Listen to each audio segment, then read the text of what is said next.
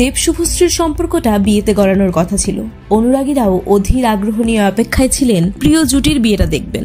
শুভশ্রীর পরিবারও নাকি দেবকে মেনে নিয়েছিল, তবে শেষ পর্যন্ত প্রেমটা ভেঙে গেছে। ভাঙার গল্পের আগে গড়ার গল্প আবারও শোনা যাক।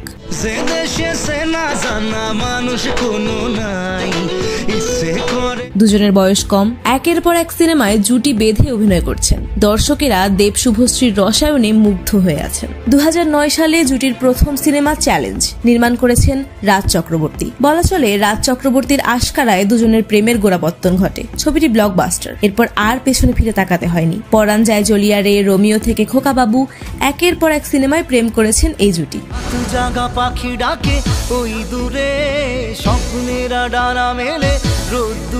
পরাণ যায় জ্বলিয়া রে সিনেমায় কাজ করার সময় দুজনের প্রেমটা জমে ওঠে।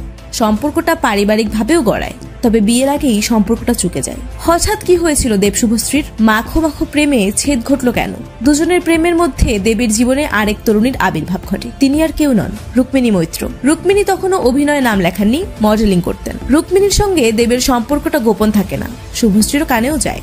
এরপর থেকে দুজনের মুখ দেখা দেখি বন্ধ, প্রেমও ভেঙে যায়। 2013 সালে মুক্তি পেয়েছে দেব শুভশ্রী জুটির শেষ ছবি খোকা 420। ভালোবাসার দাম তবু তোমার জন্য মনের দুয়ার খোলা যে রাখবো। প্রেম ভাঙার পর 2015 সালে ধূমকেতু সিনেমায় জুটি বাঁধেন দেব শুভশ্রী। ছবিটি প্রেমে ভরপুর। ক্যামেরার সামনে হারানো রসায়নকে জীবন্ত করে তুলেছিলেন তারা। 10 বছর পর ছবিটি আলোর মুখ দেখছে। এই মাসে সিনেমাটির মুক্তি ঘিরে দুজনের পুরনো প্রেম নিয়ে চর্চার শেষ নেই। হতেই পারে সত্যি কথা এসব বলে এরকম আরো আপডেট পেতে আমাদের এই ছোট্ট চ্যানেলটি সাবস্ক্রাইব করে সঙ্গেই থাকুন।